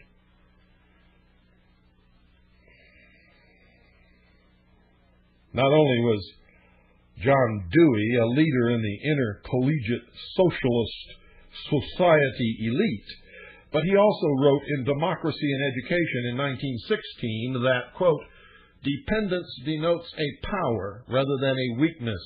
There is always a danger that increased personal independence will decrease the social capacity of an individual. In making himself reliant, it often makes an individual develop an illusion of being really able to stand and act alone, an unnamed form of insanity which is responsible for a large part of the remedial suffering of the world," end quote. According to Dewey, then, if you're dependent, you're normal. But if you're independent and self-reliant, you're insane. And that is the basic premise of socialism.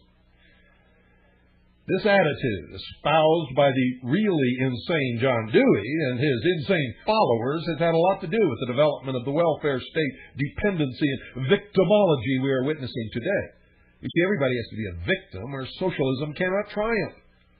And when you allow yourself to be a victim, you are promoting the victory of socialism and your own enslavement in the dependency upon the state big brother who will change your diapers, tell you when to go to bed, when to get up, provide your entertainment for you, make sure that you have a job, and force feed you whether you want to eat or not. They'll stick a tube down your throat and shovel it in.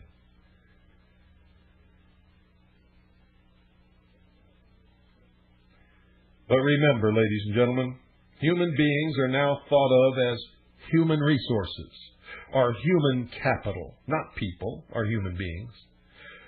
Miss America for 1996, Chantel Smith, presented STW as her program for the pageant. And when visiting Michigan, she spoke about our investment in human capital. That's what School to Work is all about. In 1996, with funding from the United States Departments of Labor, Education, and Health and Human Services, the National Governors Association produced Building State Systems Based on Performance, the Workforce Development Experience, a Guide for States, which on page 46 refers to people as, quote, humanware, end quote, spelled Humanware. I quote, "Just 8 days after the President delivered his State of the Union address on February the 12th, which called for national education standards, Congressman Henry Hyde, along with federal and state legislators, held a conference on Capitol Hill to discuss the crises in American schools. Hyde stated, the profound changes in school curricula are happening under the guise of reform. The reason? The changes are designed to turn our nation's elementary and high schools into a coerced training ground for the labor market. These changes are designed to guarantee an ample supply of low-wage earners for jobs employers now have trouble filling, end quote, and will ensure that your child never has a chance to challenge the children of the elite on their own ground, never to become President of the United States, never to become a United States Senator, never to become a chief executive officer of any corporation in the world, never to found their own business and make it succeed and improve the status and standard of living of themselves and their family. Never, never, never, never. And if you think otherwise, you are playing a fool's game.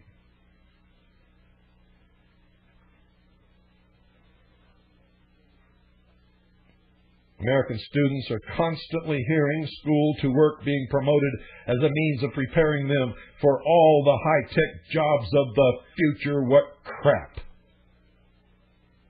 However, U.S. Senator Richard Bryan of Nevada, appearing on C-SPAN on April 4, 1997, said, quote, "There are 10% fewer employed in high-tech jobs than in 1990, end quote.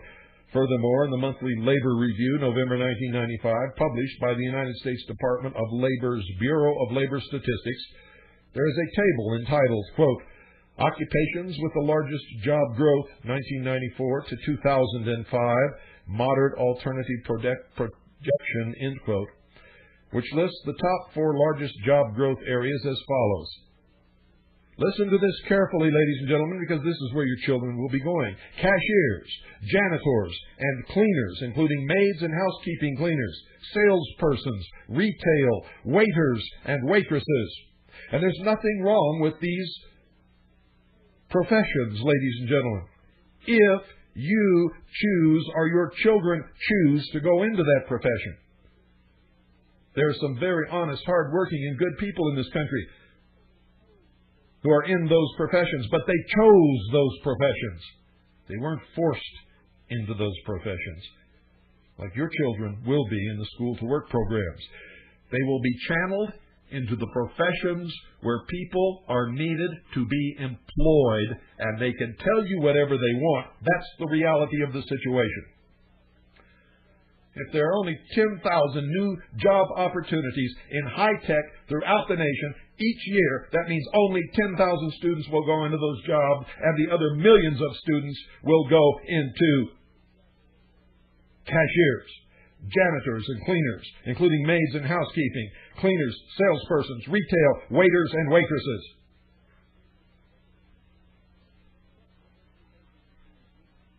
Check the monthly Labor Review, June 1997, page 16 for yourself.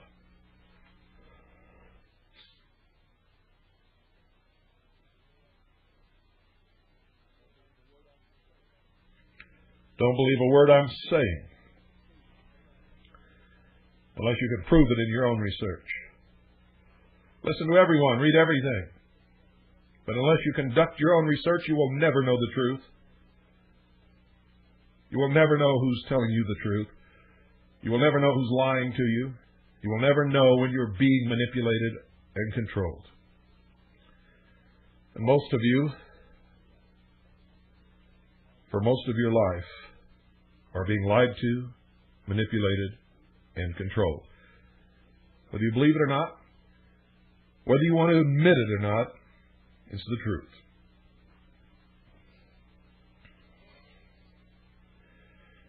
Currently, students have the most to say about what career paths they take. But as human capital, their paths increasingly will be directed by society via school-to-work, outcome-based educational programs so that they, quote, demonstrate certain skills, end quote. A leading outcome-based education consultant today, Harvard University professor Howard Gardner, who was involved in the infamous MACOS, or MACOS project, wrote Frames of Mind, the theory of multiple intelligences. In it, he proposed that ultimately the educational plans that are pursued need to be orchestrated across various interest groups of the society so that they can, taken together, help the society to achieve its larger goals. That's called social engineering in simple terms that you can understand. He goes on to say, individual profiles must be considered in the light of goals pursued by the wider society, and sometimes, in fact, individuals with gifts in certain directions must nonetheless be guided along other, less favored paths, simply because the needs of the culture are particularly urgent in that realm at that time, end quote. In other words, ladies and gentlemen, even though one may have the desire and skills to choose one career, if society needs individuals in an other, less favored career, then the individual should be guided toward those other careers. This attitude has caused criticism of school-to-work, as Margaret Terry Orr of the Institute on Education and the Economy at Columbia University's Teachers College remarked, quote, Not everyone embraces school to work. There is a deep fear we are going to track children into dead-end careers, end quote. I'm telling you right now, it's exactly what they're going to do. Relevant to the type of careers into which a student may be guided due to the, quote, needs, end quote, of her or his society at a particular time, Robert Holland wrote in the Richmond Times-Dispatch, February the 19th, 1997, and I quote, "Out in Las Vegas, Renee Tucker tells me that her daughter, Darcy, recently was pulled out of a geography class without parental consent to be administered a computerized assessment of career possibilities. Darcy wants to become a veterinarian, but the computer said she ought to become a bartender or waitress, and it spat out a list of courses she ought to take in high school toward that end. Mrs. Tucker said, quote, "We're Christians, and the school stepped on my toes as a parent. It is my job to direct my child's career path, and it would not be in her best interest to be a bartender," end quote. But it might be in Nevada's best interest. You see, given the huge hospitality needs driven by the gambling and the entertainment industry, it just might be in the best interest of government.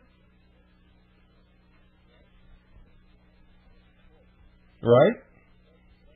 Of course, the federal government isn't promoting school to work as something imposed upon the people by Washington, but rather as partnerships among members of communities. This is their deceptive language. Anytime you go to any meeting where there is supposed to be a public discourse on the benefits, the merits, or the distractions, or the derogatory points concerning these things, believe me when I tell you that the audience is seated. The whole meeting was planned and will be controlled through its course to present a false consensus for and in favor of school to work and all of these programs that they want. And unless you are an astute, very smart judge of human nature and a very, very keen observer, you'll never know it. You better prepare yourselves to confront these people. Take back your school districts. Educate your children in what they need to learn to succeed in society and become what they want to become, not what someone else thinks they ought to be. Because pretty soon, it will shift from ought to must, to jail term if you don't, or for parents if they stand in the way. They'll be breaking the law and going to prison. Eventually, that's exactly what's going to happen. The September 1997 issue of Community Update, a United States Department of Education newsletter, announced a September 16th satellite town meeting entitled Back to School, Families and Communities Working Together. The letter notes that U.S. Secretary of Education Richard Riley and panelists will emphasize the great need for community-wide partnerships. The Learning Channel will rebroadcast the September.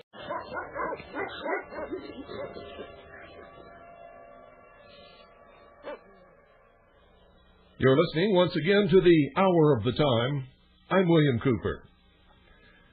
Ladies and gentlemen, today we will continue and finish our topic for the last couple of days. Today we'll make 3 on the plans of the National Education Association, the United States Department of Education, and the socialist change agents for our children's education, their future, your future, and of course how they use your children and their schools to spy on you and the community in order to get the information they need to alter your behavior and attitudes and bring about their socialist utopian state. You don't want to miss a bit of this, folks.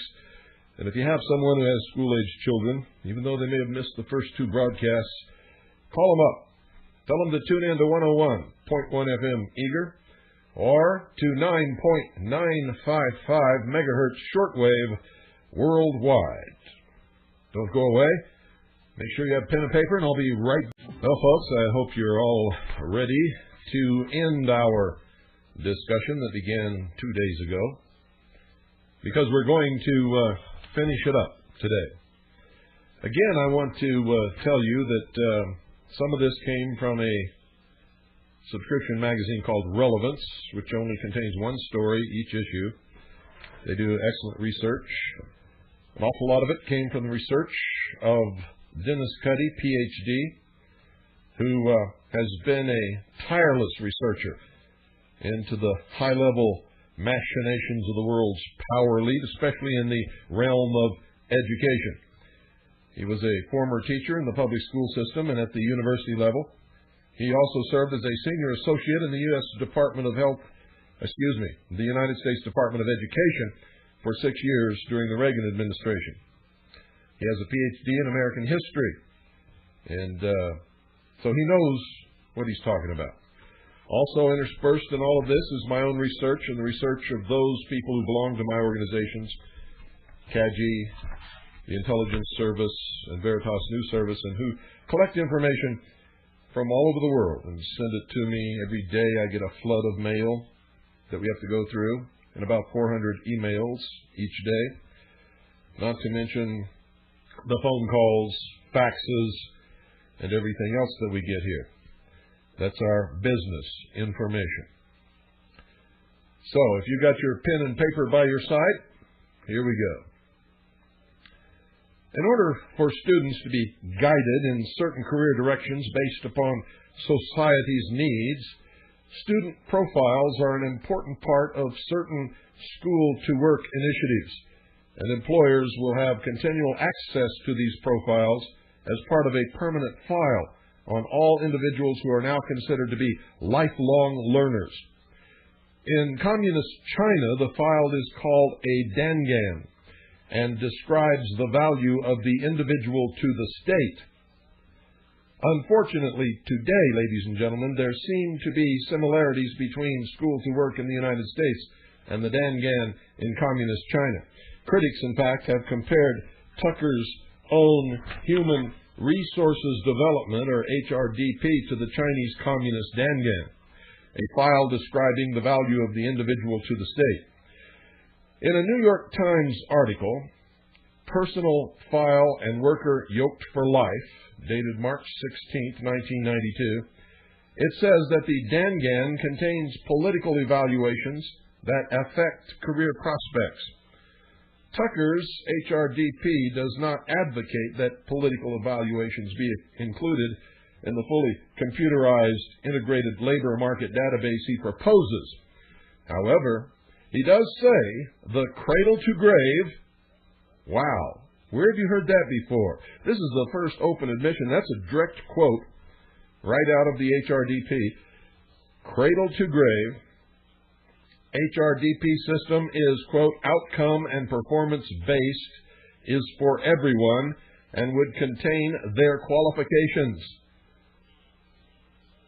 People's qualifications could include whether they receive a certificate of initial mastery, called CIM, which could include such potentially politically correct categories as involved citizen, perhaps whether they've performed community service, constructive thinker, collaborative contributor, boy is that loaded, understands diversity, and interprets human experience, end quote, which are all actual categories on Oregon's CIM, which is the Certificate of Mastery, Certificate of Initial Mastery, I should say. Tucker's HRDP would also include everyone's employment histories for their entire lifetime, as everyone would be, quote, lifelong learners, end quote, if not lifelong workers. Remember, I told you this years ago. I got all kinds of mail telling me I was a kook, that this could never happen, that they could never make the school the center of the community and force everybody to go to school from birth to grave, from cradle to grave. But that's exactly what they're going to do. And that's exactly what's outlined in all of this stuff.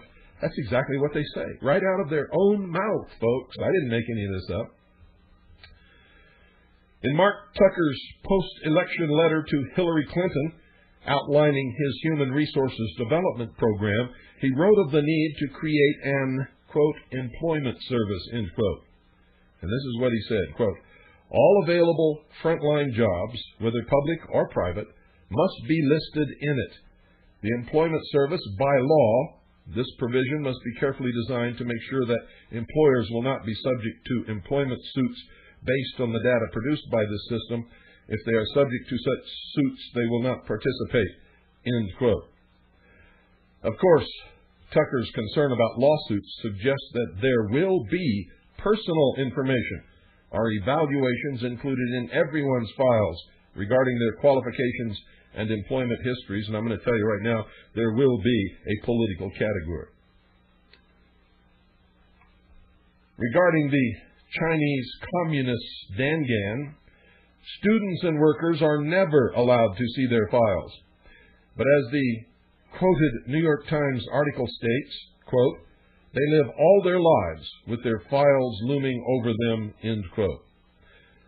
Similar to Tucker's HRDP, the Dangan is kept, quote, on virtually everyone except peasants, end quote, and is filled with, quote, performance evaluations, end quote, and stays with the individual, quote, for a lifetime, end quote. How would you like to be shackled with that? Well, your children are going to be, if you don't do something about it. If you've got National Education Association teachers and administrators in your schools, your children are going to be taught to be good little socialist human resources in the New World Order. You can translate that as, quote, slaves, end quote.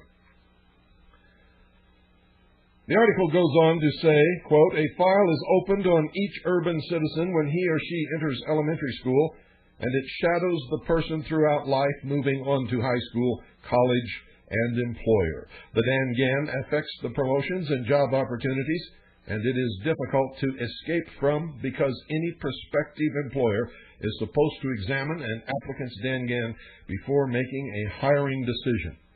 The Dangan is part of a web of social controls that ensure order in China. Regarding the use of the word web in the article, it is worth noting that in Tucker's letter to Hillary Clinton, he wrote, quote, we think the great opportunity you have is to remold the entire American system for human resources development. What is essential is that we create a seamless web of opportunities to develop one skills that literally extends from cradle to grave and is the same system for everyone, young and old, poor and rich, worker and full-time student, end quote. The term seamless web also appears in a February 1994 UNESCO publication entitled Culture and Development, a Study, which described, quote, human development, end quote, and stated, quote, development is a seamless web, end quote, and, quote, the way in which education trains people for work is a criterion of its relevance, end quote. Pursuant, ladies and gentlemen, to the 1996 Welfare Reform Act on October 1st, 1997, President Clinton inaugurated the National Directory of New Hires.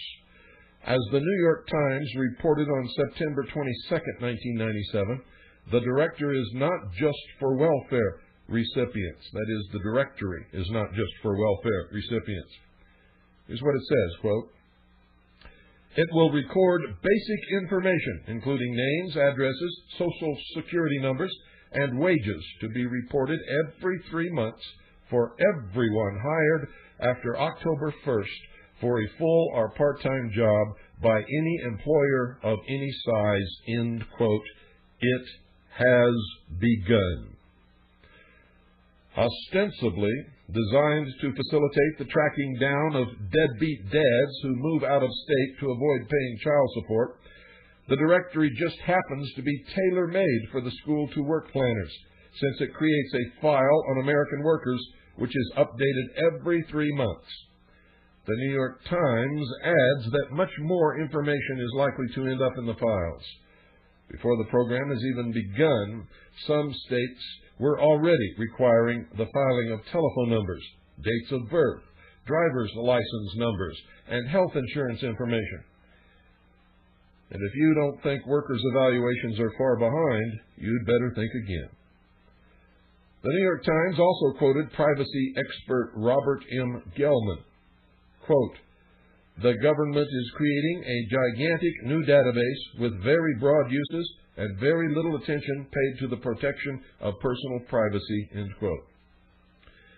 Gelman predicted that Congress would expand the number of people authorized to use the new directory, just as it has done with other, quote, protected, end quote, information over the years. Remember what they said when they passed the Social Security law, making the Social Security tax? They said it was voluntary, and that the number would never be used for identification or for any other purpose other than Social Security. You see how they lie, ladies and gentlemen? As an example of how school-to-work federal funds come into a state, North Carolina is receiving $30 million in school-to-work monies from the United States Department of Labor. It goes to the state's Workforce Preparedness Commission, appointed by Governor James B. Hunt, Jr., until recently vice chairman of NCEE, and then down to the local level. Politics can play a role in who is appointed to the local partnership councils, whose plans have to be approved by regional workforce development boards and also at the state level. Thus, there really is no local control at all, period, end of subject. Out of your hands. School to Work, Job Ready is not a voluntary program, as all students will have to participate in it regardless of what they have told you.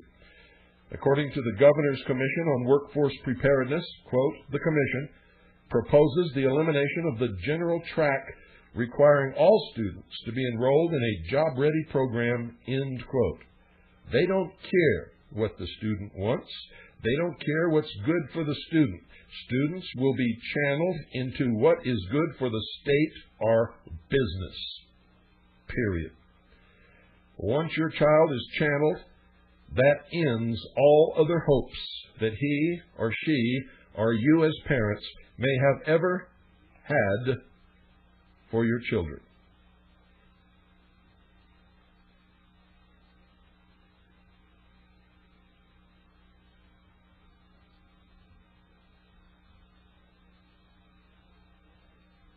Also, many will find objectionable the Commission's statement that, quote, companies involved in school to work will have the opportunity to grow their own employees, and the job-ready system will ensure that every North Carolina employer is an equal partner with parents in the education of young people, end quote.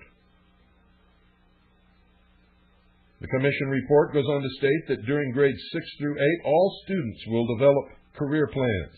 The program here is that many students 11 to 13 years of age do not know what their careers will be. Although Job Ready permits students to change their career plans after the 8th grade now, won't be that way in the future. Many students will be reluctant to do this because they would fall behind other students of the same age who were not changing career paths. Because it means to graduate, they would have to demonstrate proficiency in their new career field. That means starting again at square one. Even proponents of school to work occasionally admit that their system is a thinly veiled form of social engineering. Well, what else could it be? Prepared by, implemented by, and put into action and supervised by Marxist, Socialist, National Education Association teachers and administrators. On July 19, 1995, the California State Senator Bill Leonard wrote a letter to California State Superintendent of Public Instruction, Delane Easton, a supporter of President Clinton's national education standards. This letter concerned the statements of Douglas Renwick, a member of the state's School to Career Curriculum Framework and Criteria Committee. According to Senator Leonard, Renwick had made the following comment at a recent committee meeting, quote, by design, we are doing social engineering. we're using education to consciously invent the future of our culture and society. Let's get to it and acknowledge what we're doing, end quote. Senator Leonard went on to write that, quote, Mr. Renwick also stated that Hitler's Nazis gave social engineering a bad name and implied that if good people were the engineers, then social engineering would be acceptable, end quote. Isn't that strange? I'll bet you Hitler's social engineers said something almost exactly, word for word, the same thing. You see, Hitler was a socialist. Nazi means National Socialist German Workers' Party. If you don't believe me, look it up. Hitler socialized Germany. Hitler was a socialist. Socialists are Nazis. Socialism is not liberal like you've been taught, ladies and gentlemen. Instead of liberalizing the world in the great liberal ideas of the founding fathers of this country, that all men are created equal and possess at birth certain unalienable, creator-endowed natural rights, socialism wants to take you backwards into the enslavement of the past. You see, ladies and gentlemen, socialism, where you create a nation or world of victims who must be taken care of by Big Brother or Big Daddy the state, is the same old medieval serfdom where the helpless victim serfs are given a piece of land and certain benefits of the landowner or landlord, and they become indentured, indebted, and enserfed for the rest of their lives. It's no different. It's feudalism is what it is. The only thing, there'll only be one feudal lord, and that will be Big Brother. It's about time that all of you sat down and started thinking about things instead of listening to these chronic liars, deceivers, and manipulators and believing what they tell you. They will lead you down the garden path. They will give you a beautiful pair of rose-colored glasses, and they will whisper lies in your ear until you realize all of a sudden that you have stepped off the edge of a cliff and are falling to your doom. And while that's happening, they will yell down to you, "Don't worry, everything's okay. We've made arrangements to catch you at the bottom." Liars to the end. Liars, that's right. If you're a socialist, I'll call you a liar to your face. It's the truth. Socialism sucks, ladies and gentlemen, and so do socialists. They will destroy you. They will destroy this nation.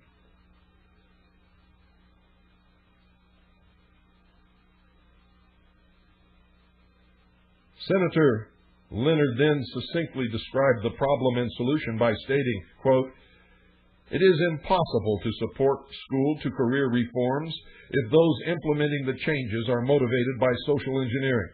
It does not matter whether the engineers are Nazis or kindergarten teachers." And more often than not, the two are the same. The idea that a government bureaucracy can better determine the direction of your child's life than the parents is frightening. Makes the hair stand up on the back of my neck and a chill go down my spine to think that they could ever get their grimy hands on my little children. They never will, because I homeschool. And if they ever challenge that, I have the Supreme Court decision that says the business of educating the children is the responsibility and the right of the parents.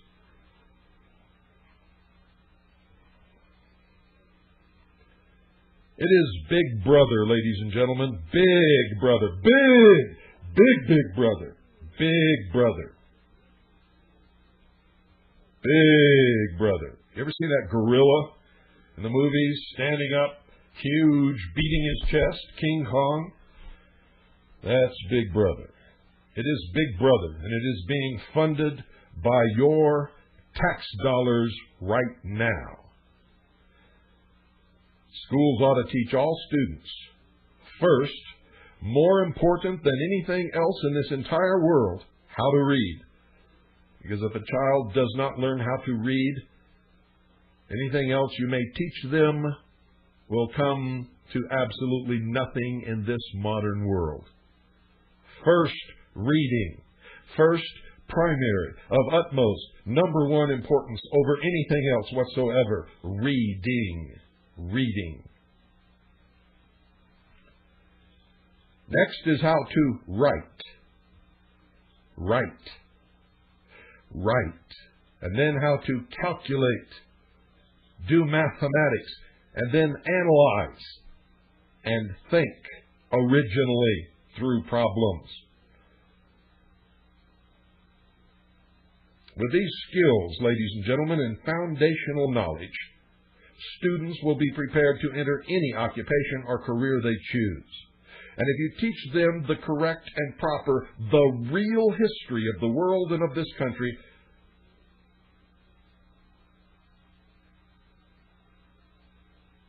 they will be prepared to maintain their freedom and to make sure that it is never taken from them. To predetermine their occupational skill or career paths is wrong. It's dangerous, and it's ugly. Very, very ugly. But there are people in your school, wherever you live, who are doing their very best to implement these plans. And every time you see someone engaged in that, if you check their credentials, you'll find that they belong to the National Education Socialist. National Education Association. Socialist. Marxist socialist from beginning all the way down the line, all the way through history. And I can back that up with their own words, their own writings, their own pamphlets, their own training programs, their own books.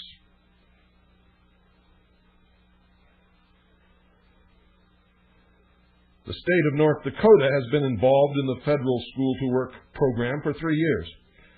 And its labor commissioner, Craig Hagan, has resigned from that state's School to Work management team after serving on it from its creation 3 years ago. Why did he resign? Because he couldn't accept what the federal government was forcing his state to do with School to Work. He asked, quote, "Are we preparing children to live as whole human beings or just employees? When did the schoolhouse become the job training center of America?" End quote. In June 1996, Oklahoma's elected labor commissioner, Brenda Renow, advised Governor Frank Keating that Oklahoma should not accept federal School to Work monies. She wrote in the Daily Oklahoman, September 19, 1996, quote, "School to Work teachers now spend less time on academics as students spend more time outside the classroom getting real-world learning experiences." And at least one Oklahoma School to Work document specifically states that those more traditional teachers who prove reluctant to go along with the new order will need to find new work. The whole concept of a planned labor force being created through legislative fiat is absurd. But those who have read Goals 2000 and the School to Work Opportunities Act know the game plan is very real, end quote. Another Oklahoman speaking out against School to Work is Tony Maggio, a former senior vice president and corporate chief technical officer of Seagate Technology, and a former vice president to engineering for Control Data Corporation. In a recent article on School to Work, Maggio wrote, quote, "Why should businessmen glibly sign on to a radical education approach when asked to join a School to Work partnership?" End quote. He then suggests, quote, "Questioning those who ask for your support for a new radical education program. What actual evidence exists to indicate the new change will work better than the prior systems and methods that worked before? Show me the prototype results. Will the changes be carefully introduced into selected environments and results monitored, or will they be implemented system-wide across the board and hope for the best?" End quote. To not ask such critical questions, he suggests, quote, "is to act irresponsibly and to have business abrogate its social obligations, deny its competitive heritage, and become an active partner in the continued demise of our education system, end quote. Tony Maggio's article is being distributed by the Oklahoma Council on Public Affairs. You can contact Brandon Dutcher at the OCPA at this number, 405-843-9212. That's 405-843-9212. That's in Oklahoma City. School to work.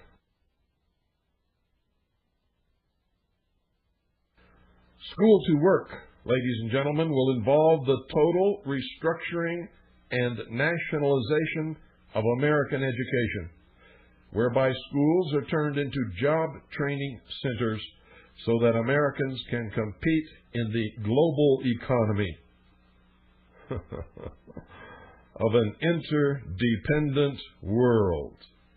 Remember what I've been telling you? Some of you think I'm nuts. Well, I'm not nuts, folks. If you live during the next 20 years, you're going to see it all come to pass right before your eyes. You will watch the enslavement of America. If you love your children, is that the future that you're going to give them?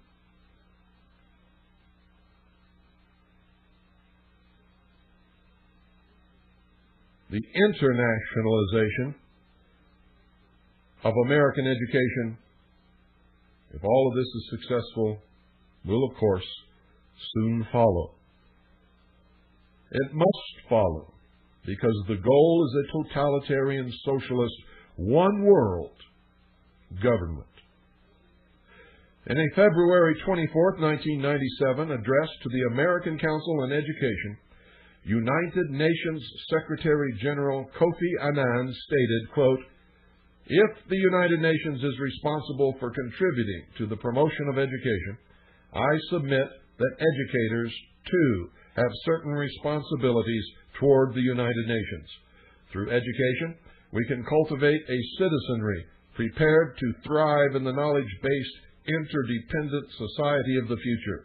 National security and national interests can no longer be thought of in narrowing terms.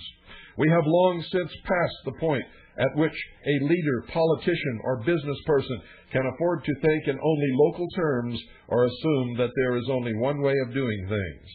As the world stands poised at the dawn of a new millennium, the United Nations has an indispensable, unique moral authority in world affairs." End quote. You can find that verbatim in the United Nations Chronicle, issue number 1, 1997.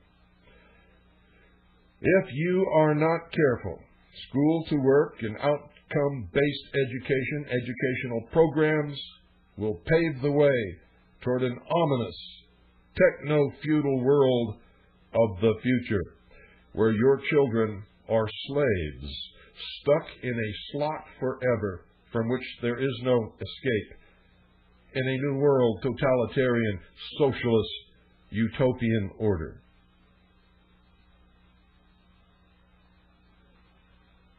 Put that in your pipe and smoke it.